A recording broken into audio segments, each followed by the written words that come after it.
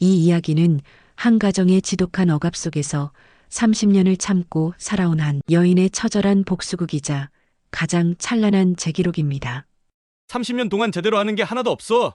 명절마다 15명의 시댁 식구를 위해 홀로 전을 부치던 그녀, 선영. 그녀에게 돌아온 것은 남편 재원의 거친 손과 새언니가 요리를 못하네요. 비웃는 시누이 미연의 조롱뿐이었습니다. 참고 또 참았던 30년의 세월. 결국 남편의 폭력이 터져나오고 그녀는 결심합니다. 두고 봐. 너희들이 나를 어떻게 대했는지 똑똑히 기억해뒀으니까. 하지만 그녀의 복수는 예상치 못한 곳에서 시작됩니다. 모두가 모인 친척 모임에서 딸이 건넨 핸드폰. 그 안에는 남편의 폭언과 폭력, 시누이의 모욕이 고스란히 담겨 있었죠. 엄마한테 왜 이래요? 놓아줘요. 과연 이 충격적인 폭로가 숨막히던 그녀의 인생에 어떤 변화를 가져올까요? 그리고 그녀는 억압의 사슬을 끊고 잃어버린 자신의 삶을 되찾을 수 있을까요? 오늘의 이야기 시작합니다. 그 전에 잠시 구독과 좋아요로 따뜻한 마음을 나누어 주시면 저희에게 정말 큰 힘이 된답니다. 늘 감사합니다. 지금부터 들려드릴 이야기는 30해라는 기나긴 세월 동안 억압 속에서 침묵했던 한 여인이 마침내 자신의 삶을 되찾은 통쾌하고 감동적인 기록입니다. 아내 선영 씨에게 명절이란 이름은 지옥과 다름없었습니다. 새벽 5시 남편 재원 씨와 시댁 식구들이 곤히 잠든 시간 선영 씨는 홀로 부엌에서 전을 부치고 있었습니다. 지지직 올라오는 기름 냄새와 함께 무릎과 발목은 욱신거렸지만 차마 손을 멈출 수 없었지요. 오늘 오후면 시누이 미연 씨 가족을 포함한 총 15명의 대가족이 몰려올 예정이었고 모든 음식 준비는 오롯이 선영 씨의 몫이었으니까요.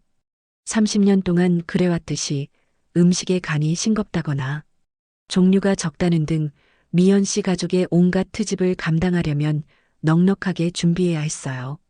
선영 씨는 속으로 한숨을 삼키며 동태전, 호박전, 파전 등 끝없이 전을 팬에 올렸습니다. 이때 잠에서 깬 큰딸 수진 씨가 부스스한 머리로 부엌에 나타났습니다. 엄마, 이렇게 일찍부터 하지 마세요. 아빠는 왜 안 도와드려요? 매번 엄마만 이러시는데. 수진 씨의 목소리에는 어머니에 대한 안타까움과 아버지에 대한 분노가 섞여 있었습니다. 선영 씨는 그저 쓴웃음을 지을 뿐이었습니다. 30해의 결혼 생활 동안 남편에게 기대하는 마음은 이미 오래전에 버렸어요.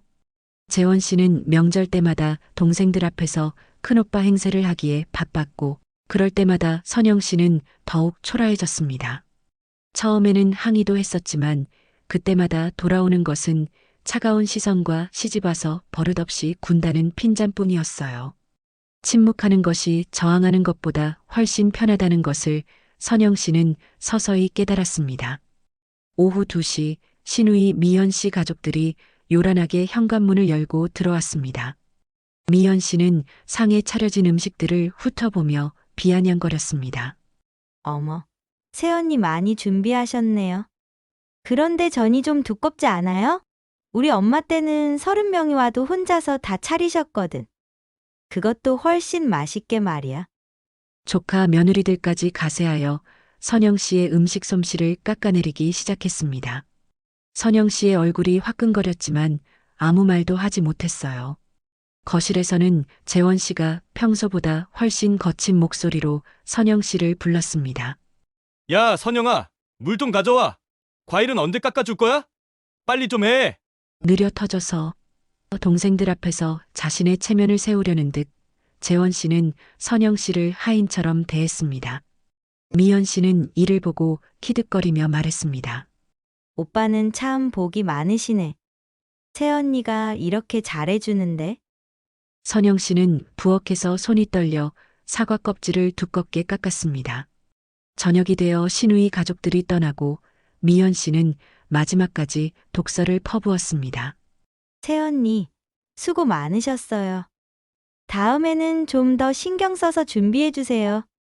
선영 씨는 다리에 힘이 풀려 주저앉고 싶었지만 산더미 같은 설거지가 남아 있었어요.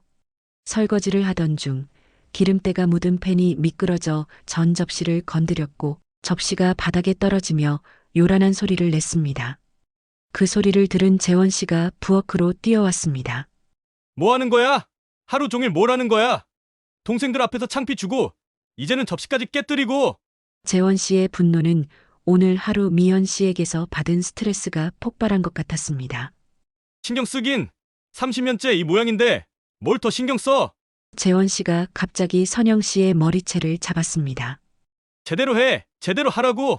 선영 씨는 비명을 질렀습니다. 아파요. 놓아줘요. 그때 거실에서 달려온 수진 씨와 아들 지훈 씨가 아버지를 말렸습니다. 선영 씨는 벽에 기대선 채 숨을 몰아쉬었습니다. 그날 밤 선영 씨는 천장을 바라보며 결심했습니다. 두고 봐. 너희들이 나를 어떻게 대했는지 똑똑히 기억해뒀으니까. 더 이상 당하고만 살 수는 없었습니다. 그날 밤 선영 씨는 머리채가 잡혔던 부위보다 가슴의 상처가 더 깊어 잠을 이룰 수 없었습니다. 거실에서는 재원 씨가 태연하게 텔레비전을 보고 있었지요. 마치 아무 일도 없었다는 듯한 그 모습에 선영 씨는 더욱 서러웠습니다. 자정을 넘긴 시간 수진 씨와 지훈 씨가 조용히 어머니 방으로 들어왔습니다. 두 남매의 표정은 심각했습니다. 엄마, 괜찮으세요? 수진 씨가 조심스럽게 물었습니다. 선영 씨는 괜찮다고 말하려 했지만 목소리가 제대로 나오지 않았습니다. 엄마, 이제 그만하세요. 더 이상 참지 마십시오. 지훈 씨가 침착하지만 단호한 목소리로 말했어요. 수진 씨는 주머니에서 핸드폰을 꺼냈습니다. 엄마, 이거 보세요. 저희가 다 모았어요. 화면에는 오늘 오후의 끔찍한 상황이 고스란히 담겨 있었습니다. 재원 씨가 동생들 앞에서 선영 씨에게 반말로 명령하는 장면, 신우이 미연 씨가 음식 솜씨를 비아냥거리는 모습, 그리고 결정적으로 재원 씨가 선영 씨의 머리채를 잡고 흔드는 폭력적인 장면까지 말입니다. 선영 씨는 믿을 수 없다는 듯 수진 씨를 바라보았습니다. 언제부터 찍었니? 수진 씨가 떨리는 목소리로 대답했습니다. 몇 달 전부터요. 아빠가 엄마한테 하는 행동들이 점점 심해지는 것 같아서 저희도 더 이상 지켜볼 수 없었습니다. 영상 속 재원 씨의 모습은 평소의 무뚝뚝함을 벗어던지고 완전히 공격적으로 변해 있었습니다. 선영 씨를 하인처럼 부리면서도 전혀 미안해하지 않는 표정이었지요. 이어 수진 씨는 또 다른 녹음 파일을 재생했습니다. 미연 씨가 선영 씨의 음식 솜씨를 깎아내리고 시어머니와 비교하며 조롱하는 대화가 고스란히 담겨 있었어요. 우리 엄마는 30명도 혼자 했는데 새언니는 15명도 버거워하네. 김치 맛도 영 아니고 전도 두껍고 오빠가 참 불쌍해. 이런 음식 먹고 사니. 당시에는 그냥 참고 넘겼던 말들이 이렇게 다시 들으니 더욱 서러웠습니다. 눈물이 선영 씨의 눈가에 고였습니다. 엄마, 이제 결정하세요. 저희가 증거도 다 모았습니다. 아빠의 폭력과 시누이들의 괴롭힘까지 모든 게 기록되어 있어요. 수진 씨가 단호한 목소리로 어머니에게 촉구했습니다. 엄마는 잘못한 게 없습니다.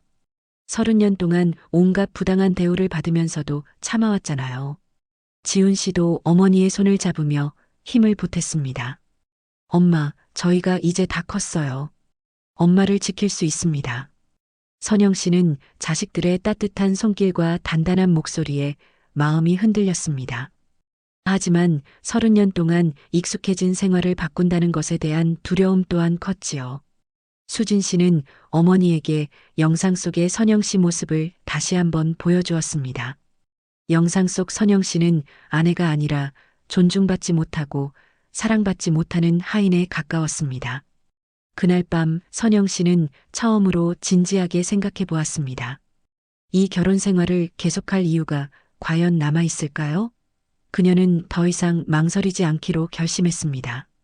자신을 억압하던 쇠사슬을 끊어낼 때가 왔음을 직감했습니다. 다음 날 아침 재원 씨의 조카 결혼식이 있었습니다. 평소 같으면 며칠 전부터 예복을 준비하고 설레는 마음으로 나섰겠지만 오늘은 달랐습니다. 어젯밤 자식들이 보여준 영상과 그들이 건넨 증거가 선영 씨의 머릿속을 계속 맴돌았거든요. 빨리 준비해. 늦겠다. 재원 씨는 마치 아무 일도 없었다는 듯 태연했습니다. 선영 씨의 목에 남은 붉은 자국을 보고도 아무렇지 않은 표정이었지요. 선영 씨는 스카프로 흔적을 가리고 결혼식장으로 향했습니다. 피로 연장에서 친척들은 둥글게 모여 이런저런 이야기를 나누었고 선영 씨는 구석에서 조용히 있으려 했지만 미현 씨가 가만두지 않았습니다. 새언니, 음식 솜씨가 예전 같지 않더라고요. 나이가 들어서 그런가?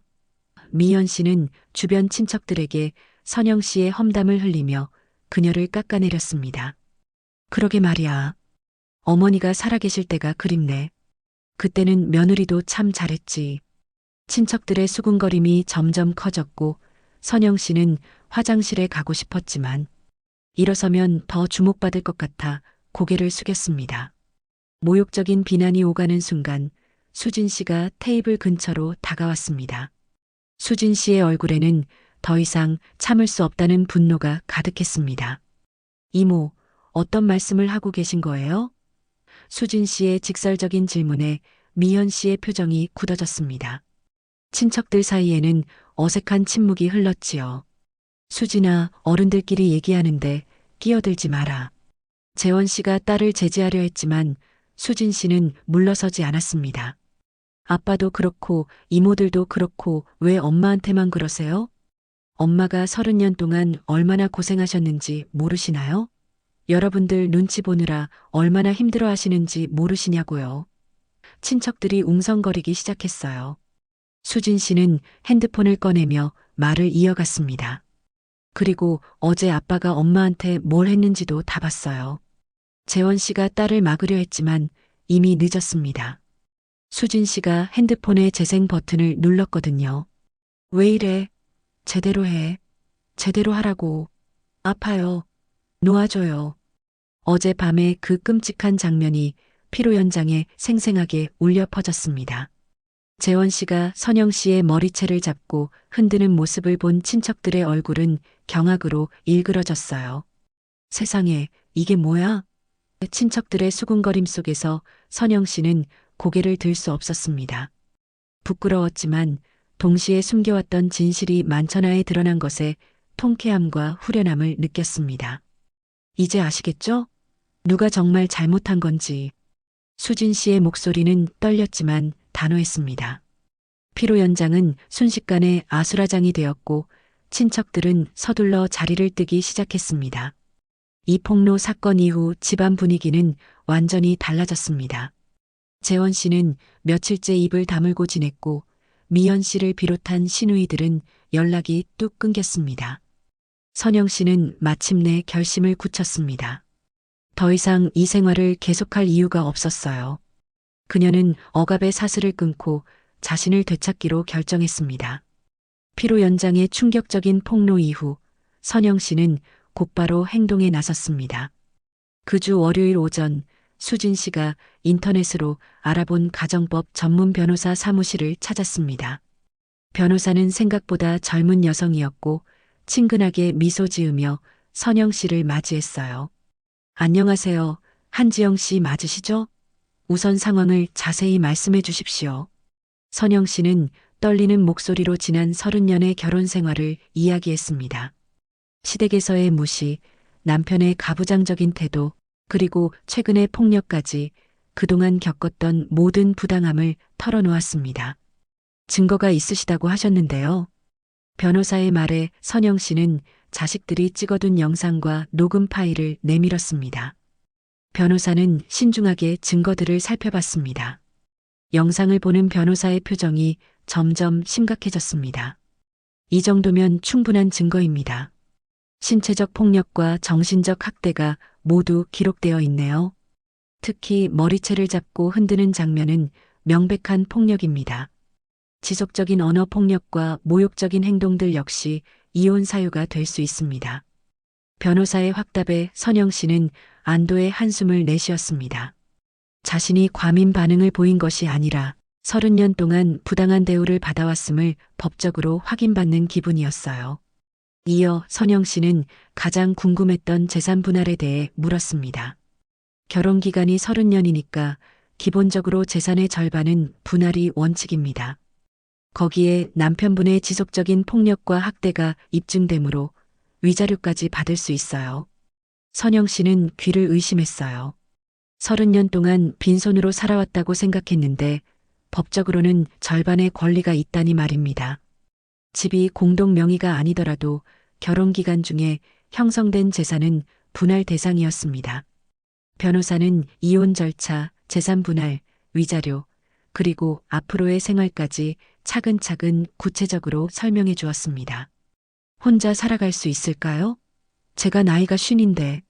선영 씨의 마지막 질문에 변호사는 따뜻하게 격려했습니다. 충분히 가능합니다.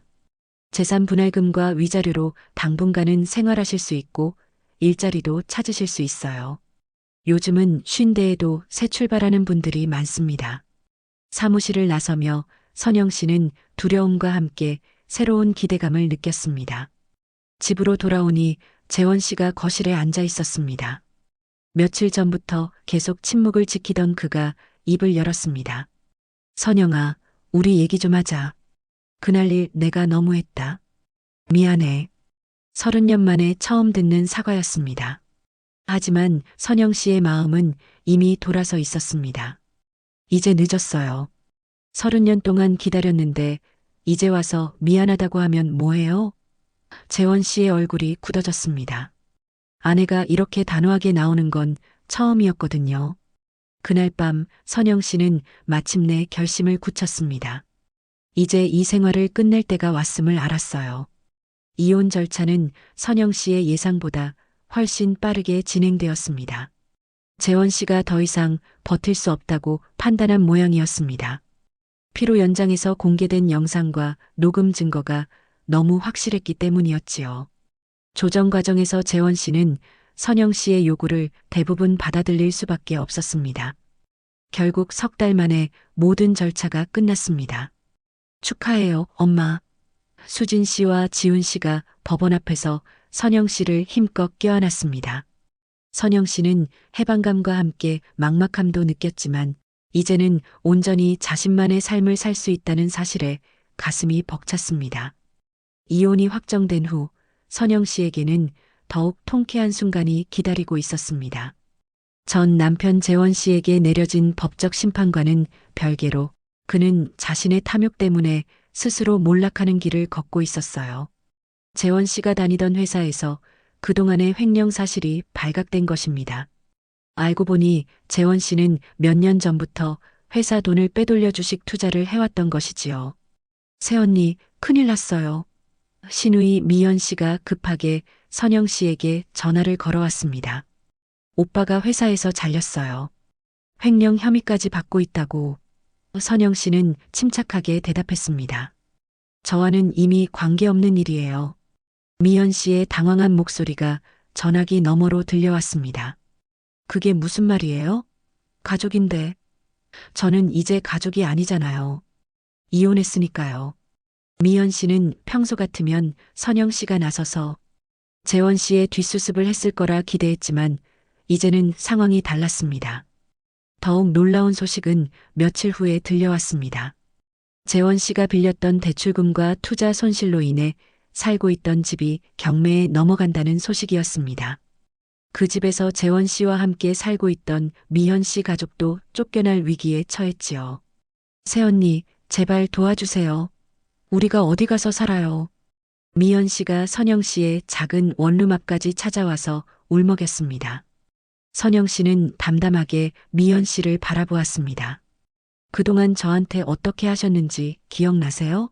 제가 머리채 잡혀서 흔들릴 때 웃으시던 분이 미연 씨잖아요. 미연 씨의 얼굴이 창백해졌습니다. 자신들의 행동이 모두 기록되어 있다는 걸 잊고 있었던 것이지요. 그건 미안했어요. 정말 미안해요. 미연 씨는 뒤늦게 사과했지만 선영 씨는 더 이상 흔들리지 않았습니다. 미안하다고 해서 달라질 건 없어요. 저는 이제 제 인생을 살 거예요. 재원 씨는 회사에서 해고된 후 빈털터리가 되었고 시누이들에게까지 등을 돌려 완전히 외톨이가 되었습니다. 그가 30년 동안 지켜온 가부장적인 권위는 하루아침에 무너져 내렸습니다. 선영 씨는 재산 분할금과 위자료로 받은 돈으로 시내 중심가에 작고 깔끔한 원룸을 얻었습니다. 30년 만에 처음으로 오롯이 자신만의 공간을 갖게 된 것이었습니다. 문을 닫고 들어서는 순간 말로 표현할 수 없는 해방감이 그녀를 감쌌습니다. 이곳에는 잔소리도 비난도 폭력도 없었어요. 그날 밤 선영 씨는 침대에 누워 천장을 바라보며 스스로에게 속삭였습니다. 나도 나만의 방이 생겼구나. 이제야. 그동안 억눌렸던 눈물이 터져나왔지만 그것은 서러움의 눈물이 아닌 새로운 시작을 알리는 안도와 기쁨의 눈물이었습니다. 새로운 삶을 준비하던 선영 씨에게 절친한 친구인 박 여사가 찾아왔습니다. 야, 선영아, 뉴스 봤다. 재원이가 완전히 망했더라. 속이 다 시원하다. 그동안 너를 얼마나 무시했는데. 박 여사는 진심으로 선영 씨의 손을 잡고 축하해 주었습니다. 이제 진짜 내 인생을 살아라. 요리학원 어때? 내 솜씨면 충분해. 박 여사의 제안은 선영 씨의 마음을 움직였습니다. 30년 동안 가족을 위해 헌신했던 자신의 솜씨가 이제는 자신을 위한 새로운 무기가 될 수 있다는 희망을 보았지요. 다음 날 선영 씨는 용기를 내어 요리학원을 찾아갔습니다. 원장은 선영 씨가 가져온 김치찌개와 나물 반찬을 맛보고는 감탄했습니다. 정말 맛있네요. 이런 집밥을 배우려는 분들이 요즘 얼마나 많은데요. 한지영 선생님 솜씨면 충분히 강사로 활동하실 수 있습니다. 원장의 칭찬에 선영 씨는 가슴이 벅찼습니다. 30년 동안 단 한 번도 인정받지 못했던 자신의 능력이 비로소 세상으로부터 인정을 받은 것입니다. 첫 수업날 학생들의 따뜻한 칭찬에 선영 씨는 뿌듯함을 느꼈습니다. 선생님, 이 된장찌개 정말 맛있어요. 학생들의 칭찬을 들을 때마다 선영 씨는 자신이 누군가에게 도움이 되는 존재가 되었다는 사실에 감격했습니다. 한편 전 남편 재원 씨는 회사에서 해고된 후 빈털터리가 되어 초라한 신세로 전락했습니다. 집은 경매에 넘어갔고 친구들과 시누이들마저 등을 돌렸습니다. 그가 30년 동안 지켜온 모든 것들이 한순간에 사라졌어요. 선영 씨는 더 이상 재원 씨가 어디서 무얼 하는지 상관하지 않았습니다. 그녀에게는 매일 아침 찾아오는 요리 수업과 자신을 따르는 학생들의 눈빛이 더 중요했습니다. 그녀는 생각했습니다. 진짜 복수는 남의 몰락이 아니라 내가 행복해지는 것이었구나. 선영 씨는 서서히 과거의 껍질을 벗고 스스로 빛을 내기 시작했습니다. 요리학원에서 일한 지 6달이 지나자 선영 씨의 인생은 완전히 달라져 있었습니다. 처음에는 서툴렀던 강의도 이제는 자신감 넘치게 진행할 수 있었어요.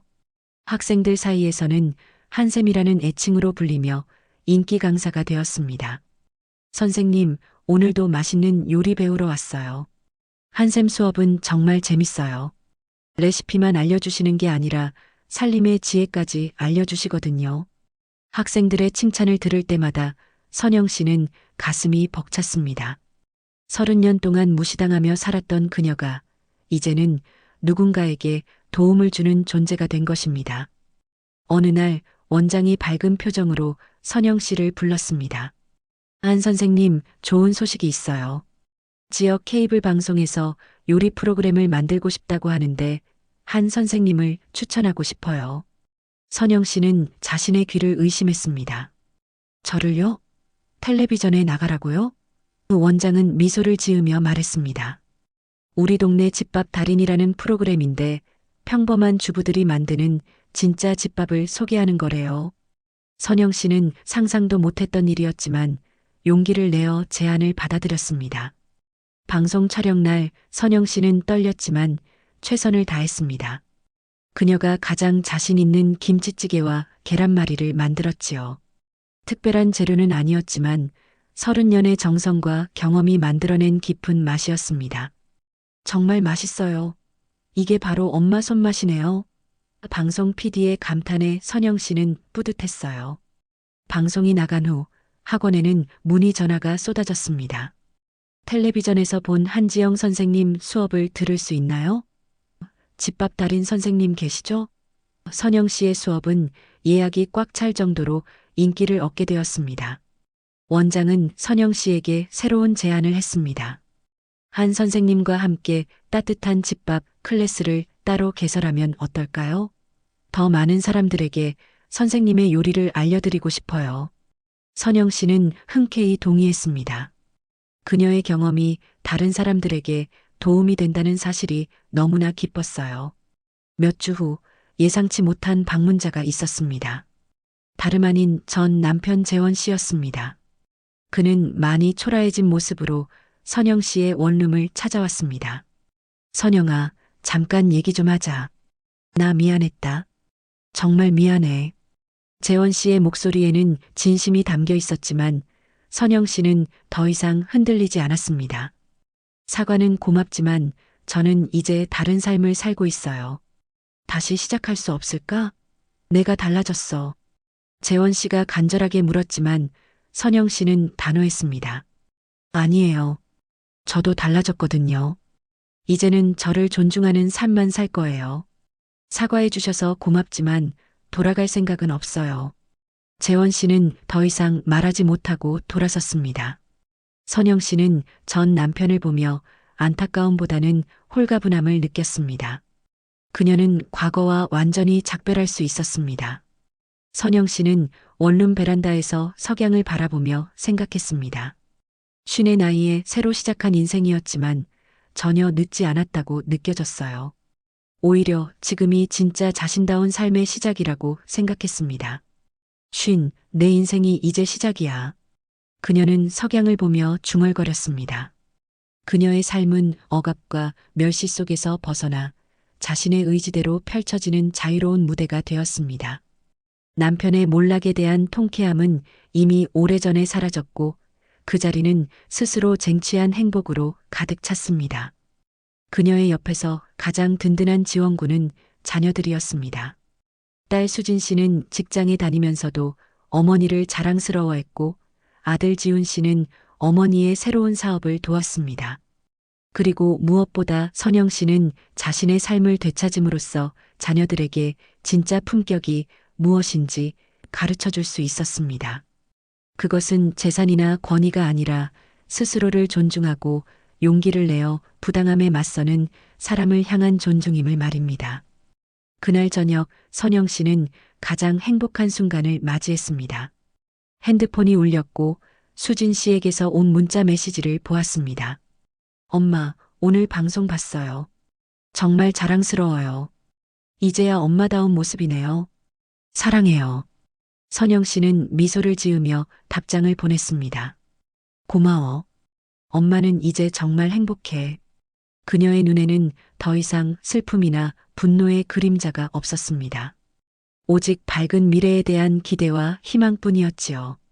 선영 씨의 이야기는 억압 속에서도 용기를 잃지 않고 자신을 찾아 나선한 여성의 성공적인 재기를 보여줍니다.